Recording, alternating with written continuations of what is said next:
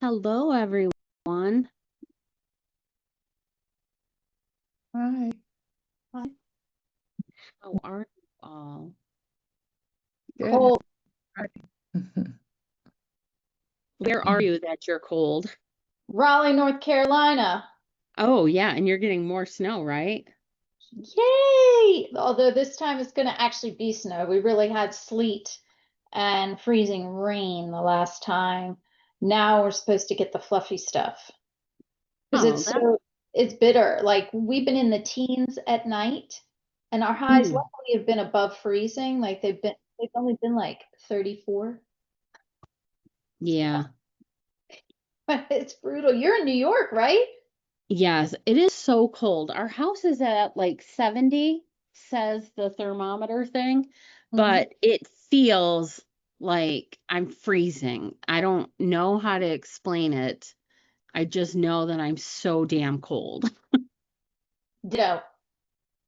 It's frustrating because my puppy is also very cold. Mm. And like I have him wrapped up. He's not in a cold room, but he's close to the floor. So you know how that's kind of, I don't know, Cooler it's down than it colder is down up. there. Yeah.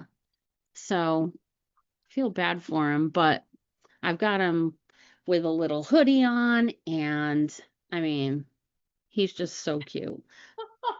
Wrapped up in blankets when he sits with us and whatnot. So Um, yeah.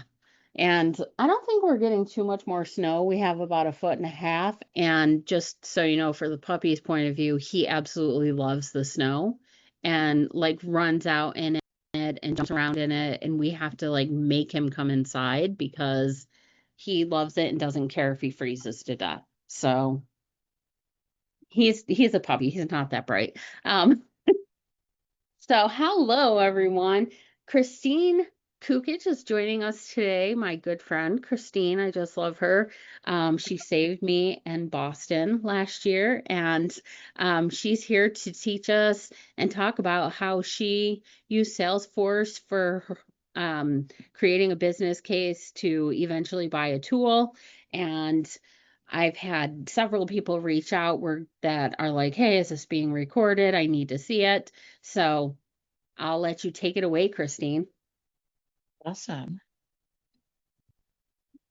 It's actually pretty easy to do. It can be a little bit challenging to execute with all the people that are on the teams and everything. But I of course did a PowerPoint presentation, so let me bring it up. Yeah, I think that's part of the issue with a lot of the stuff we do is there's a bit of change management and just handling the internal Yeah, teams and stuff and like that. yeah, we saw some really increased usage and from both sides, right? From the internal side and from the customer side. Once we did a little bit of gamification and tied it to it, but I'll get there. So let's start with this guy here and let's see what we get.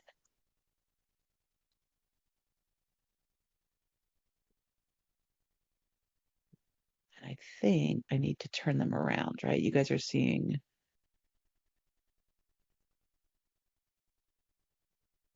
There we go. Right? You should now see the presentation. Yeah. Yes. Sorry, yes, I was talking. I thought you could hear me. I forget to unmute. Okay, so basically what I'm talking about here, the construct will work in HubSpot as well.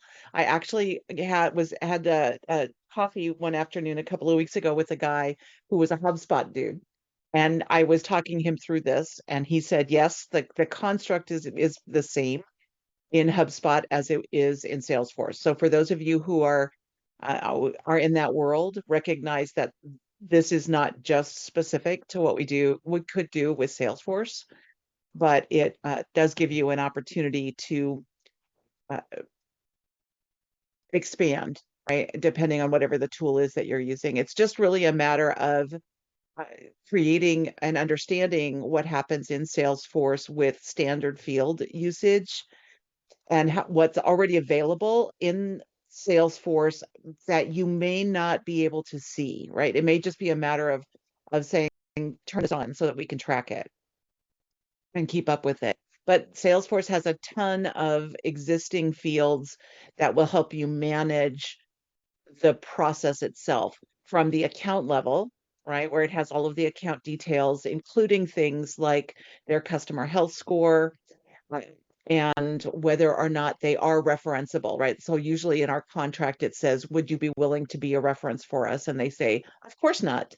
And but we can track the yes and the no options for that. And anything else that you're identifying as a marketing motion within the contract is usually also tracked in Salesforce. You just may not be able to see it.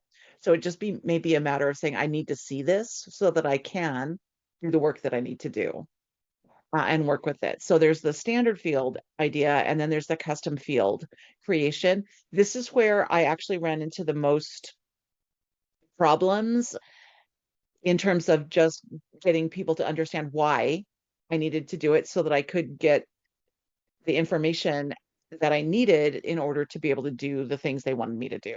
But that for me was the biggest stumbling block. And again, we'll go into some of that detail around that here in a minute. But from that, right, once I identified what was standard and available and what I needed in terms of creation of this little mini program, then it was the report creation itself. Reports in Salesforce are not hard to create as long as you, again, have the permissions to be able to do that. They can be challenging if you don't know the first two things, right? If you're trying to figure it out without understanding what standard fields are available and what custom fields are available at the account level and the contact level, then it can be problematic just because there's a lot of them, right? So finding a friend is usually a good way to go. And when I did mine, Salesforce did not have a lot of the automation that it has now. And because I started mine 4 years ago. And the process was much more manual, but now within Salesforce, they've got a lot of tools. Some of them are AI driven, some of them are just more ease of use for workflow creation. You can automate these things so that you can make it more easy on the different audiences to see information and use that information appropriately, right? So that's what the whole process looks like from beginning to end in terms of the creation. And when we start talking about it in from those standard field perspectives, in addition to the normal things that we know, right, about the account, uh, the the standard things that we usually have access to are industry, sub-industry, and organizational size. At a minimum, they're tracking that from a sales perspective anyway. And if you're using the Salesforce tools for CS motions, then that's just part of the standards that we have to be able to find and identify ICPs and all that kind of stuff. So the basic structure there is pretty straightforward in terms of what you've got going on for the standard fields. Outside of that, these other options are available. I just don't know if you can, again, either you can see them or if they were turned on. I would assume that opportunities in play is actually on because that's what Salesforce does, is allows you to keep track of the status of an opportunity that's out there. The customer health score, up in the air, whether or not it's visible or not, or if the information is actually coming from somewhere else. So in my environment, that was the customer health score was actually fed from Gainsight, which my CS team was in control of and managed the calculation of the health score. And there's also a field in Salesforce that will allow you to grab the health score as a calculation or as a sentiment option. So that like the CS team could actually change the health score to be what they think is green, even though the health score itself is calculating things like trouble tickets that are out there and in that are not behaving properly or something like that. So, um, so that could be a challenge in determining which of those is your truth, right? Because either one of those fields could be right or wrong, depending on what happens with your CS team. In my case, I found that the CS override, where they could actually do a sentiment, was usually wrong. They were doing it based not on any kind of logical calculation, but on uh, their gut feeling. And because of that, they were usually wrong. And the health score that was calculated, even though it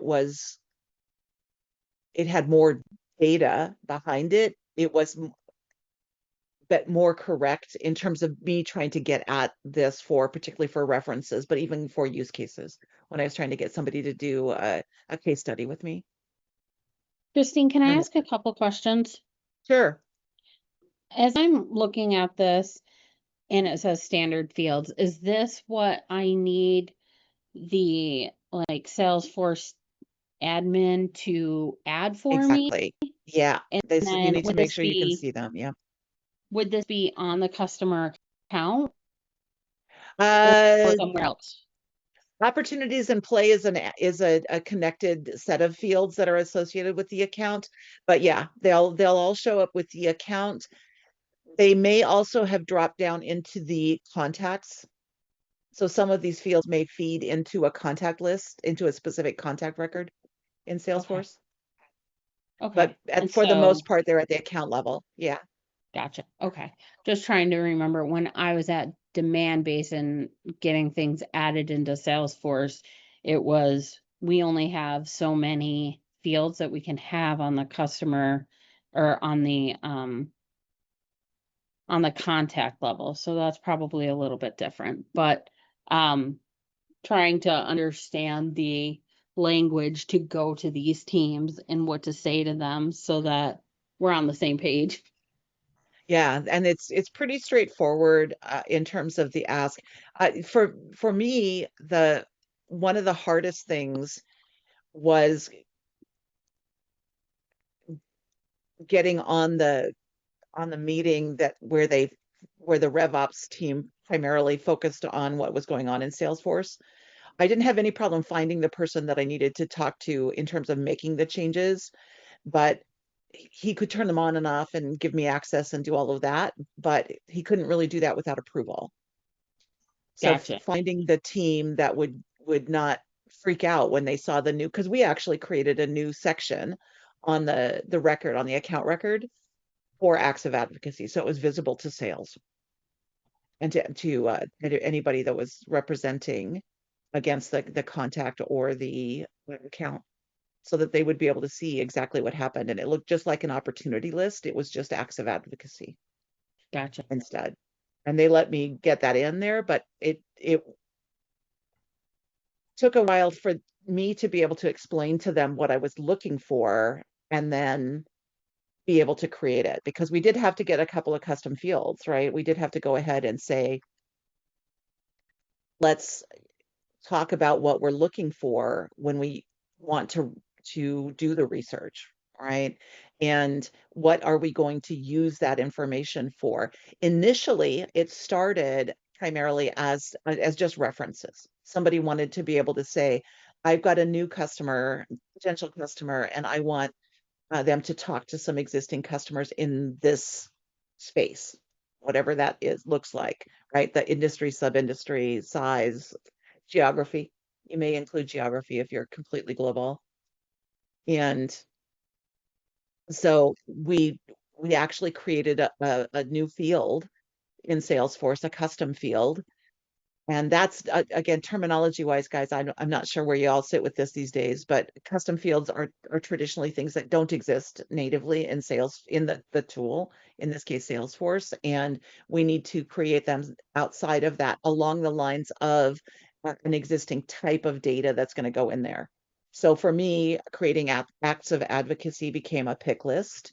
So I could then just list out the things that they had done, right? Because this becomes a kind of a subset of information attached to the contact and the account, right? Because it's the people that usually perform these tasks, with us that we care about the most, of course, but also at the account level, we need to be able to say in general, kind of how many of these things did they do last year and how often are we referencing them, right? How often are we using them for these things? So webinars, case studies, videos, again, if you do user conferences and you have them as speakers, all of that becomes something that you can put in your list so that you can track that specific activity or event and work with it. And then, of course, the date that it happened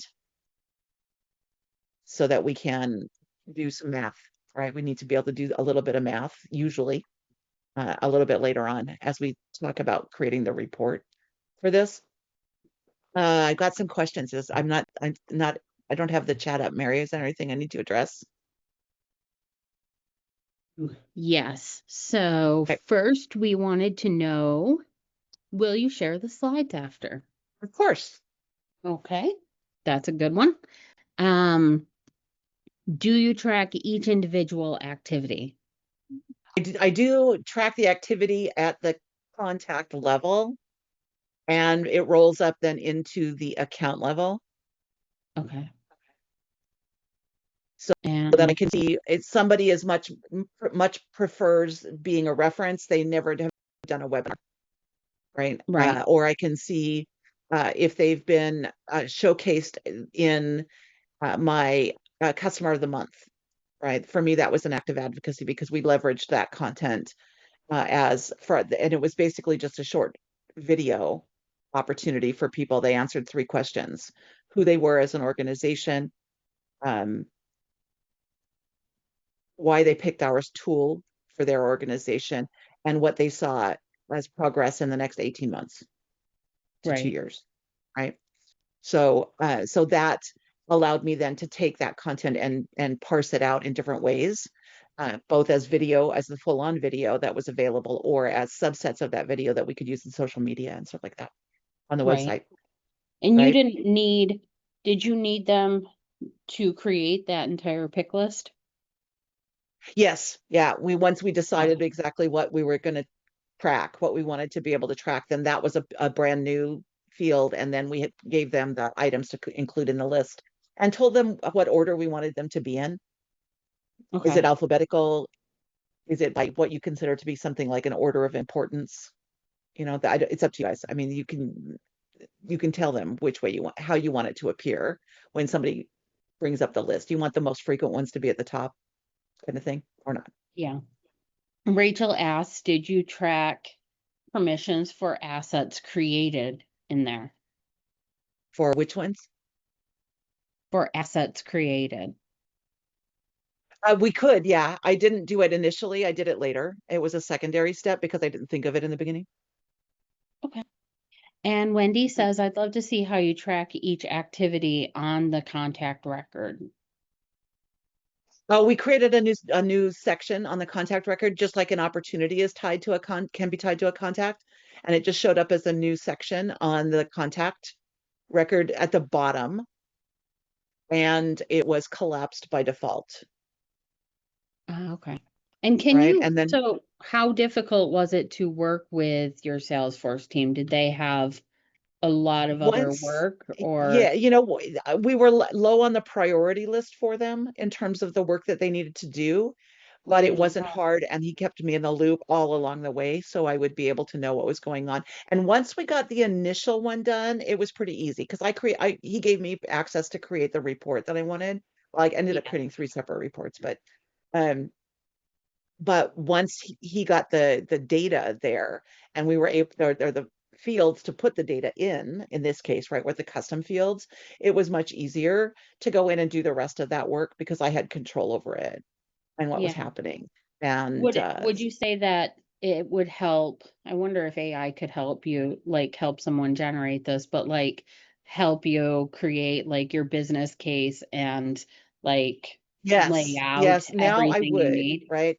Yeah. Generative AI was barely alive when I Yeah. started the process, but Back I in the day. also had already done the research on why and been rejected for things like user evidence, right? Right. I had done And my research to try to get a tool to help me do these things. And so I presented that to my boss and the executive team, and they looked at me like I was trying to purchase Buckingham Palace. well, I yeah. just I got zero support when I made the request for a tool that would do this. So then I came back and I said, okay, if you're not going to give me a tool, at least give me some internal resources so I can build the proof of concept, right? So that I can turn around and say, this is why we need this. Right. Okay. Win has a question as well, and I'll just say, um, you all can feel like you can jump into the conversation. You can Yeah, just go off yeah, mute. don't hesitate if you want to just come off mute and ask a question. I'm right there. I'll happily answer. I can ask my question directly. I just wanted to put it in there. My Okay. question was, were you migrating? Like, were you holding, or were you using like Excel or like something else to manage this I had before? started with an Excel spreadsheet, and then I did an import into the account and to the into the contact record for it, but it wasn't very robust. I didn't have a Mhm, lot of entries in it mhm, because I was just starting to figure it out when mhm, I decided that I wanted to do it in Salesforce instead mhm, of using a spreadsheet because it was hard to push the spreadsheet out to the right people at the right time.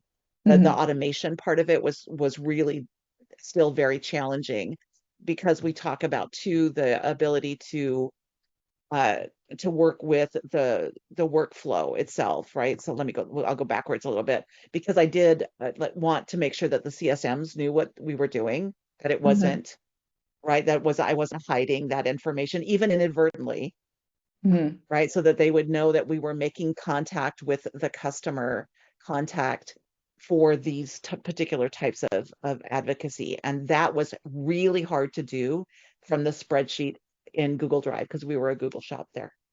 mhm. So it's just pulling in that data. Yeah. And so then I just Looking at the imported it fields and into averages. Salesforce. That didn't take any time at all to do because it wasn't really very big. But if Yeah, you have already been working on a spreadsheet, again, in terms of time to do it like that, yeah. unless you've got something like, I don't know, 10,000 entries or something. And even then, they would just queue it up to happen in the queue of overnights for Salesforce. I when you put this in SFDC, within the account, do you know if like the sellers found it useful to see it in their account, or like they weren't You necessarily know, concerned with that I information? don't know that they particularly cared Yeah. about the information other than they could see that they could get at the date, right? They could actually make the request there and insert it in and that kind of thing. But what really helped was when the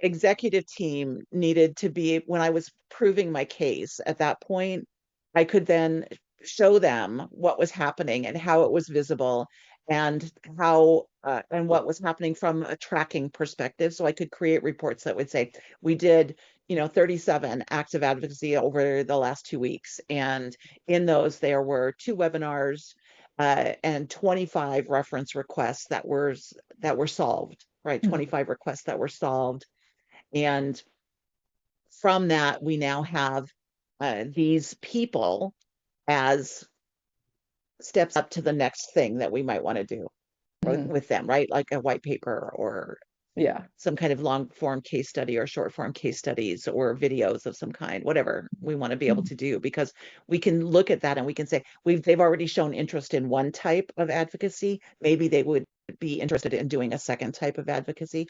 And once Mhm. I was able to prove that,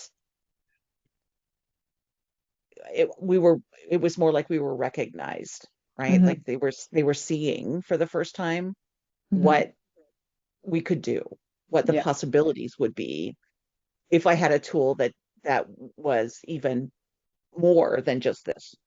right? And I don't want to derail. I think you're going to get there, but I'd love to talk about kind of how that all married into that sort of reference request piece and like how you got sellers to use it, with from like make requests. It sounds like from within Salesforce and stuff like that. But if you're going Yeah, to get I there, put a then I don't want to button. disrupt the flow. Yeah, yeah. Yeah, we're good. Because that's the next part of it, right? Okay. All right. Is once you get the report creation done and you get the content to be able to say who's there.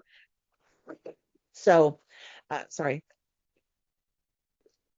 I did a timeline that said we don't want to bother people within certain number of days, Mm-hmm. right? If I've already asked them to be a reference and they were successful in being their reference 2 weeks ago, I don't know that we want to constantly be going back to that same person Mm-hmm.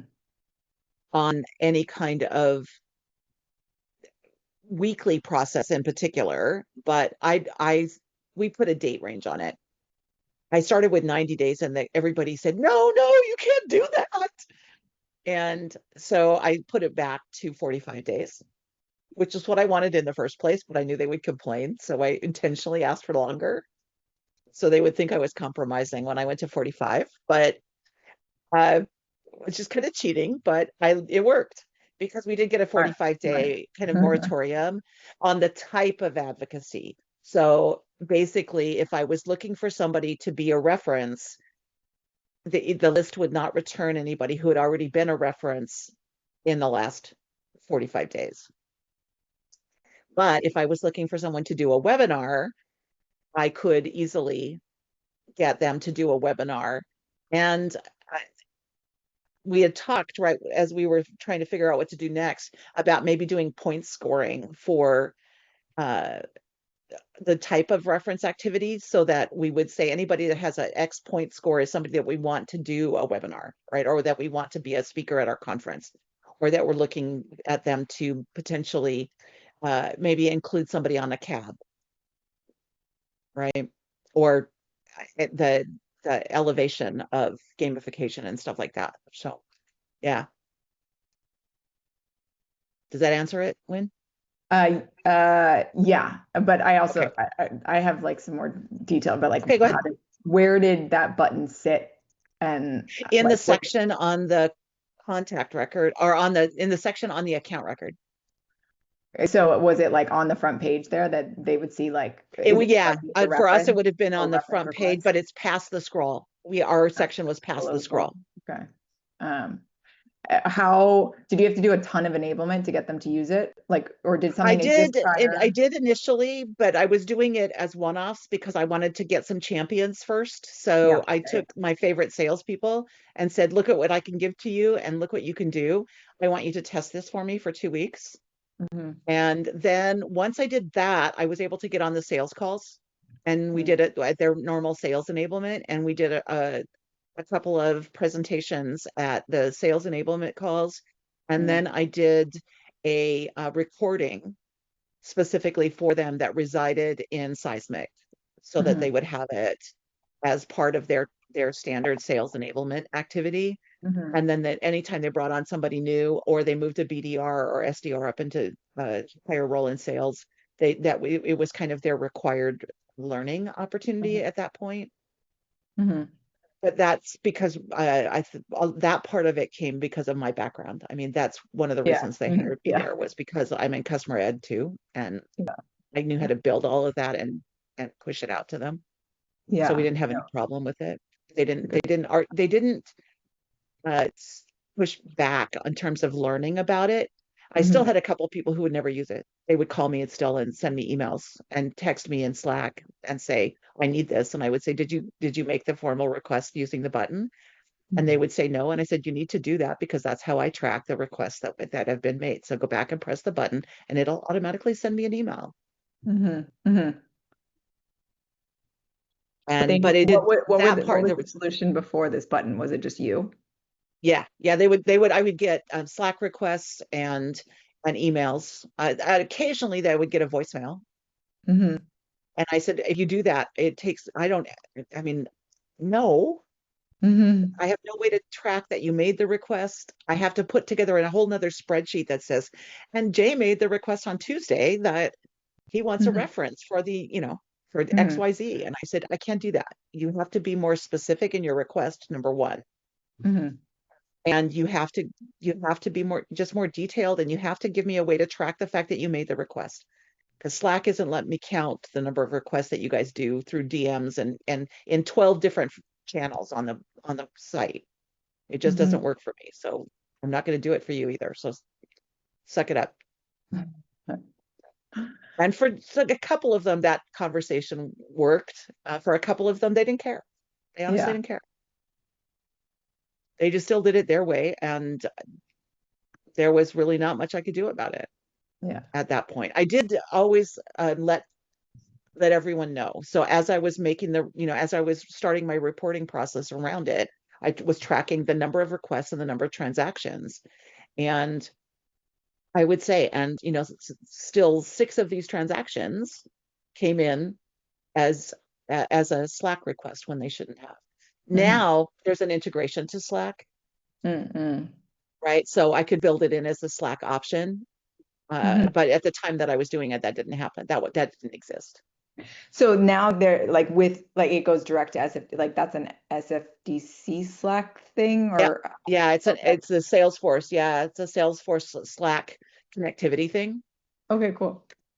Yeah, so I could Good to probably know. build a request there, or I could do it still because it's going through the same email request to feed. I could probably go ahead and just build in straight to my email request from Slack, and then turn around and feed that to Salesforce.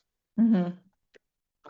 But that's an integration that I wasn't prepared to try to deal with in the beginning. Yeah. It would have required me to spend a lot more time with my Salesforce admin. Mhm. And I don't know that it would have ever made the top 5 on his hit list of things to do. Interesting. Okay, I didn't even think about that. Sorry, I didn't mean to derail the Well, that's presentation. okay. That's what it's all about, is questions and answers. Is everything else covered? Are there more in the chat? I don't see more, no. Okay. Yeah. Let's see, what did I got? Um, so when I did the report, I wanted to make sure that we talked about the date range piece already, but I also made the request options for them and the resulting report about the things that are important when they're looking for a reference. So in particular, so industry, industry, organization size, and geography was kind of important for us, but not really. So it was available, but it wasn't required. The other 3 were required selections. They had to give me an answer to those because I wanted to make sure I was finding the right thing. And then once they gave me what they were looking for, the report itself would show that information, as well as the customer health score being yellow or green is what I used. Again, whatever you guys are using as the terminology for it, up to you. I don't know. It tends to be a field that uses red, yellow, green, but some people were using like levels instead, like a 1, 2, 3, 4, 5, where 1 was the perfect customer and 5 was somebody in danger of churning. And so whatever you're using there, I was able to just make sure that I was selecting people who were either yellow or green, because yellow doesn't mean it's not necessarily a bad thing. It could just be that they have an outstanding issue that is not being resolved. And Kristine, not through our fault, but just it takes time, and they won't change it from, it won't go from yellow to green until that long-term thing is resolved. Go ahead, Rachel. yeah, so I'm not sure. I got confused. In your notes, you were saying, you said when looking for a reference, you had industry, sub-industry, and geo sometimes, but um, and then you said, but those were the ones that were important to the request. I got lost what you were referring to. Are you referring to your slide saying industry, sub-industry, and organization size were the primary pieces they had to put in for the request?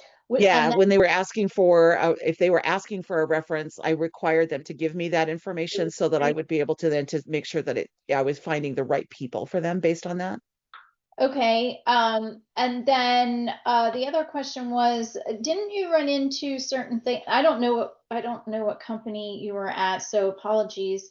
But what about use case, product and product use case? You know, if you're leveraging it to build out specifics around, or you have a product that's big enough that where use case matters, then yes. But for us, the industry and sub industry were enough to get us to the right use case because our use case list was really quite narrow. Okay, that's what I was But if you're curious in a multiple product about. situation, yes, include it. Yeah. Yeah. Okay. Because sometimes, you know, I've been in the position where you not only do you have multiple products, but you have specific use cases that you might sell into other parts of an organization, Mhm. and need different parts of the organization to talk to their parallel, if that makes sense. Exactly. In another Exactly. company. So, I could even see, and we didn't at the time, we didn't have as sophisticated drop downs, because it was about the same time that you were starting to build this out and getting sales ops time or Salesforce admin time to help with it was really challenging. Was to also, include not only you needed to know the reference type, but you also, or I mean, the use case, but then also I'd say the title of the person. So if it was, someone in IT versus someone in the business, and then at what level. Yeah, Uh, I think that for us, that was just part of what we pulled for the actual contact selections. But yeah, you do need to kind of understand, are we going to have VP to VP or are we going to be practitioner to practitioner kind of thing? Yeah. okay, cool. Thank you. Mhm. Sometimes I would do it, Rachel, where I would say very specifically, we need it to be a director or above or below, either way, depending on what I was looking for. Got it.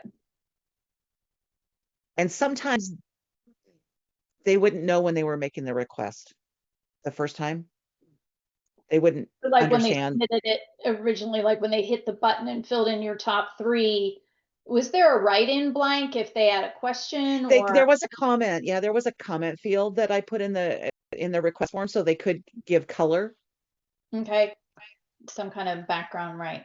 Okay, Yeah, so that I would understand sometimes if it was better suited to a practitioner or an executive, for example.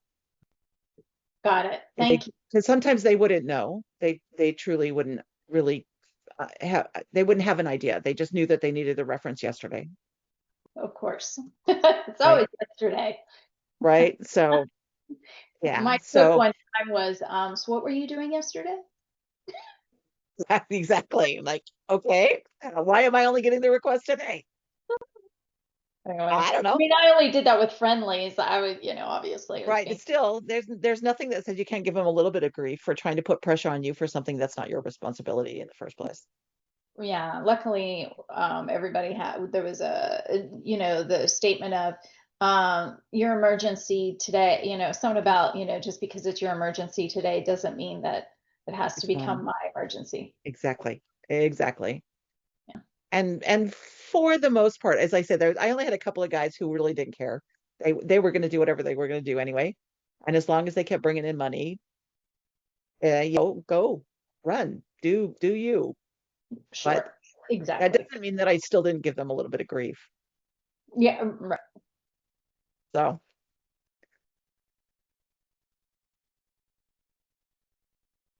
and then from the automation perspective, it was pretty much just making sure that the tool was available in all of the places they hung out.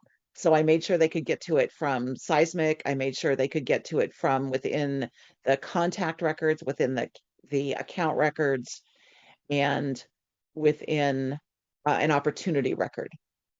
So if they were creating a new opportunity for a prospect, then from that opportunity record, they could actually ask for a reference or ask for an active advocacy because I just gave them the list. And most of them, I had initially had that list come up alphabetical.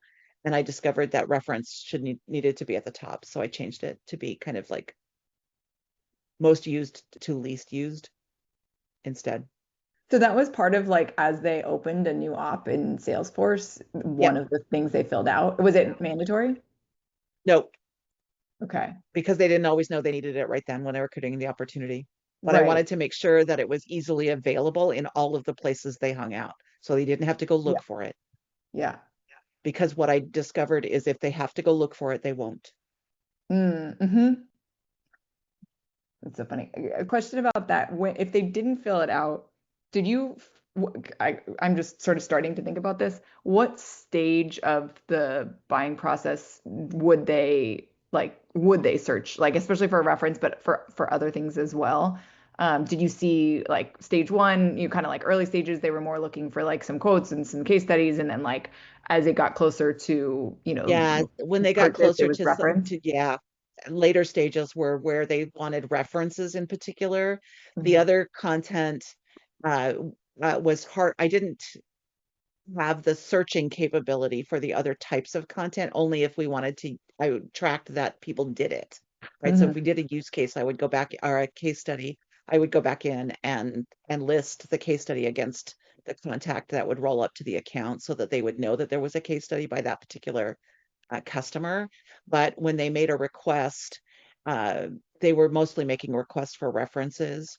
Mhm. And then we had search tools in other locations for them to be able to find any other type of content that they might need. So uh, knowledge-based articles around the practice of using our Mhm. software, uh, case studies in written long form format and short form format, Mhm. and any videos that we had in the video library. And I made all of that available and searchable from Seismic. Okay. So they could, again, the best thing I could do was make it readily and easily available for them to find so that they didn't have to come to me and ask, number one, because I'm Did you lazy ever, and I I don't want to feel do like their work. I can't remember which tool this is. I mean, was it Slap 5? I don't know if anybody here has Slap 5 or like there tools that kind of within opportunities, like if a seller were to open an opportunity, there's sort of like there are tools out there that can recommend content. Like if Correct. you hook it up and And everything that's like that. particularly helpful, true now. Most Yeah. of them do because they're using a generative AI Yeah. thing to feed up to serve up um, tailored results Hmm. in a way Yeah. that we didn't have back when I was doing. And particularly because again, I still didn't have the okay to buy anything. They Yeah. were Yeah. Yeah. they had basically shut me down pretty quickly on trying to buy toys. Yeah. And it's not like Salesforce necessarily is going to Right. do that for you. Well, and Maybe they do. they would let me use whatever I had, and I could Hmm. pretty much get away with using whatever we had. But if I wanted to buy something more, I had to really work hard to get the money allocated for it. Can I ask a question of uh, when you were, so were there certain companies that you were targeting to like do activities with that, are harder to get because they're like bigger and so, those are always like kind of harder. And how would you manage those within this system? Were they just sort of like their status was sort of pending, they weren't advocates yet, but they were like I pending. kept that one separate from this That whole was separate. process. Okay. Yeah, I kept that one aside because that was me building my pipeline of advocates, Hmm. and I considered that a separate task. Uh, I had thought about trying to include that as a part of what happens on the customer success side, because that's where I dotted line reported, Hmm. so that it was visible to the customer success managers. And Okay. that's where I was thinking about putting it before I left. Okay. All right. So you had it separately. Yeah, but I did keep it as a separate timeline and series of content because I did meet on the regular with the rest of the marketing team, and we talked about particularly webinars, but I was also responsible for trying to make sure that we had at least one case study coming through every month. Hmm. And that was your pipeline. Yeah, and that was me helping to build that particular pipeline. So it would help me to understand exactly what people had already been doing so that I could say, you've already done this. Would you be interested in, upping your level and changing and doing a webinar with us or doing a, whatever. Yeah. Or if you've already been doing webinars, wouldn't it be nice if you could speak at the user conference? Which is this one, right? Being able to talk about some of the additional things that happen. I talked after this. I did not get a chance to incentivize my own internal teams, but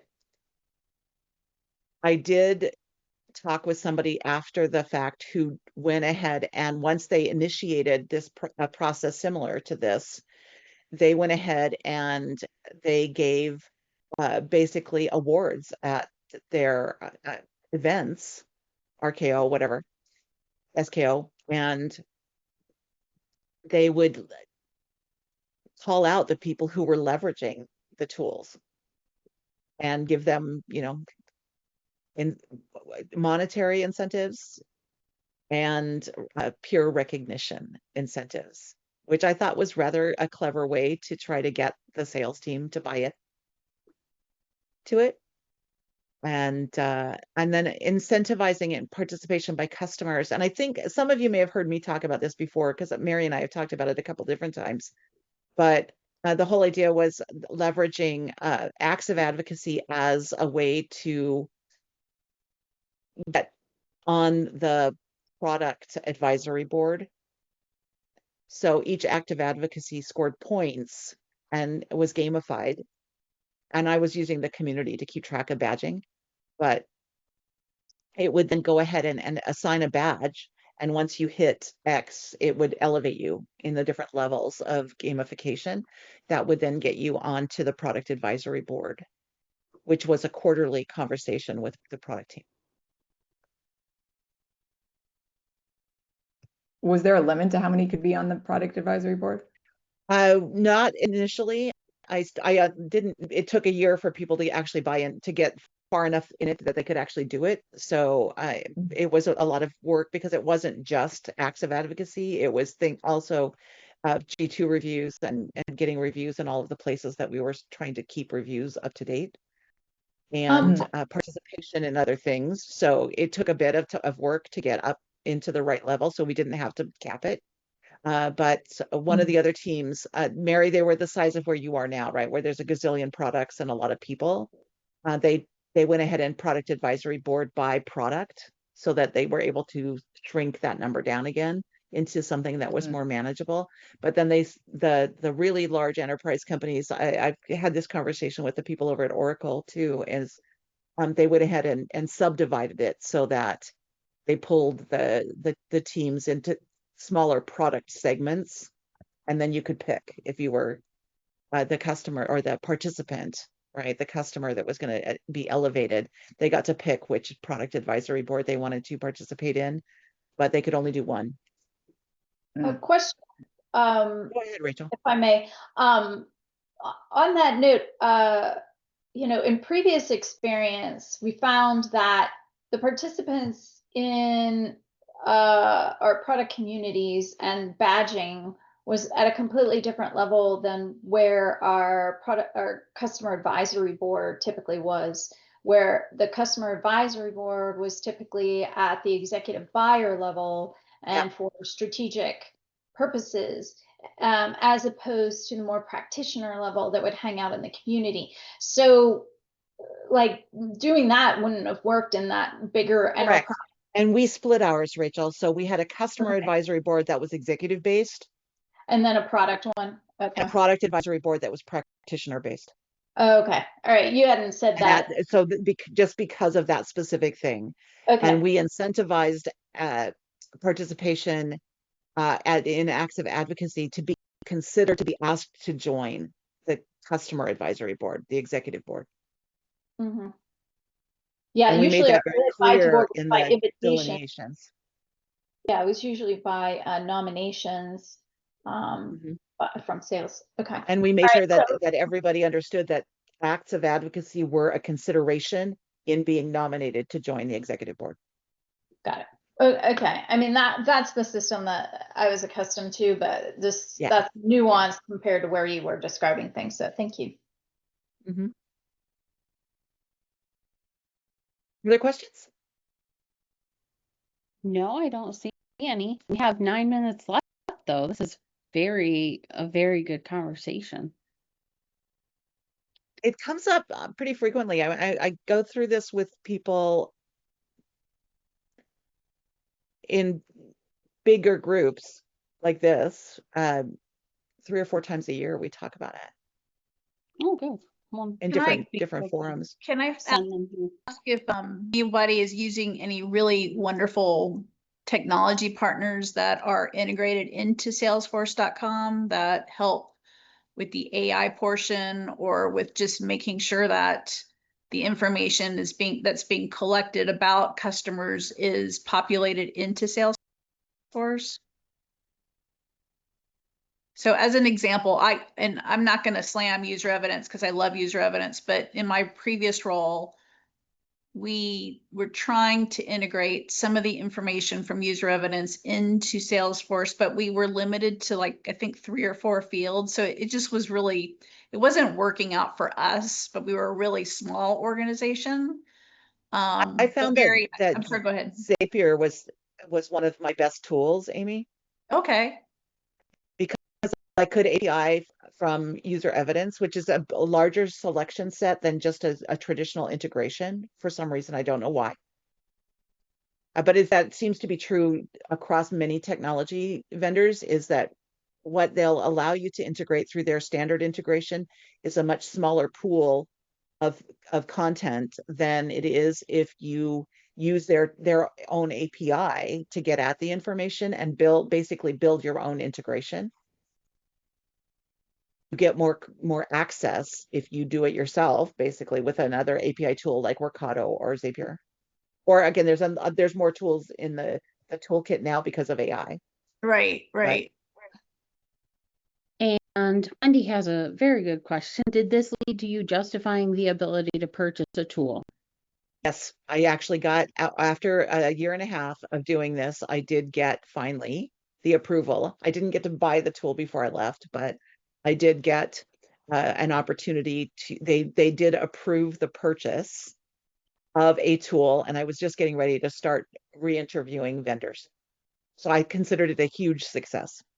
What did you have in your report that helped you show how needed the tool was? Yeah, the volume of requests, nobody really understood what it was like to try to tackle that volume manually. And once I showed them, because I was getting 10 and 12 a week in the beginning, and once they figured out what the tool was doing, that number increased. What? The highest number I had in any one week was 57. What the Exactly. I That's don't a even know how that lot. happened. Complete anomaly. It never was consistently that high, but that was the highest number, and that's why I remember it. Yeah. It was Kristine, a weird number, but normally I was getting anywhere between 25 and 30 usually a week. Were the 57, were you able to like fulfill all of those? No, I could not do it. I had to ask them. I had to delve a lot more deeply into the several of the requests, because I think I thought they were making the request too early. In some cases, Yeah. they were making the request at earlier stages in the sales process. And I said, no, you can't waste my resources like that.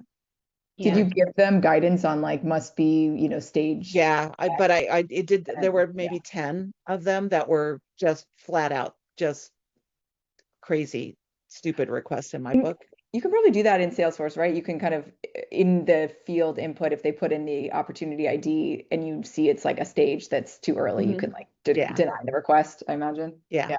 Or if like the opportunity is below a certain amount of money, you can set Right. parameters like Exactly. that, right? I can say there's better ways to deal with this than the request that you made. Yeah. Yeah. Kristine, Here's a case study. Kristine, this is Wendy. Just going back to that earlier question on, this led you to be able to purchase another tool, so that's great. But But what was it exactly? Like if you were using Salesforce, why didn't they just say, well, Salesforce looks like it's working It's for you? working. Yeah. I also tracked my time against all of the requests, even with Salesforce. And they found out how much time I was spending still on all of the things that didn't happen inside the automation that I had built. Got it. Thank you. And they wanted me to do other things. And I said, I can't do other things if you still want me to do this. So it's kind of like that, your output today versus what your output tomorrow or in a year or 6 months could be, type of thing. Yeah, especially since the number of requests went up, right? My time on it, Yeah. even though I had decreased the amount of manual effort in the tracking mechanism, I was still, because the volume went up, I was still Yeah. I was still working almost as hard in terms of the number of hours I was spending. And I track my hours to the quarter hour. I have for Yeah. years. And so I knew exactly how much time I was spending on it. Yeah. And then you can also say, like, these are the number of requests I can't get to each week, and on average that's worth this much. Not perfect numbers, but it does show, like, this is what And we're losing because I we're not could doing prove that. to a certain extent based on whether or not the opportunity moved to the next stage from the stage request that I made. Again, not causation, but certainly correlation. Those requests that I could not do in a timely fashion, just because we didn't have the right people in that space, right? I mean, it's not that that I couldn't have fulfilled them with Wendy, but Wendy did it already 2 weeks ago, and I can't ask Wendy again for 40. I would prefer not to ask Wendy again for 45 days, right? Right. And so once we discovered that there were pockets of opportunities that were really focused on specific combinations of all of those variables that we were talking about before, right? Size and use case and all of those kinds of things, then it was harder. And they saw that there was, because of the way that they were filling the sales funnel, we were running into problems, and those cases where it took longer to get someone particularly a reference were cases where the sale either was extended in the amount of time it took to get somebody to sign on that line, or we didn't make it into the potential customer's final round. They knocked us out. And anytime sales is impacted, then of course resources are adjusted appropriately. Well, thank Not you, to sound Kristine. anything, hopefully not too bitter. Oh, no. Thank you so much for coming on and doing this with us. And I think it's going to be a very popular recording because this comes up so often. And I'm just so glad that you could share with us and help us come up with this, building our own cases and even working with our internal teams.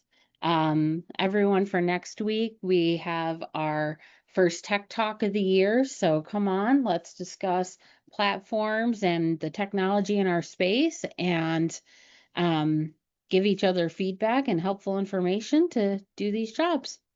Thank you all and have a wonderful weekend. Thank you, Kristine. Give her a round of applause, even though everybody's on mute. Thank you, and see you all Bye, next guys. week. Okay, Bon bye. weekend. You too.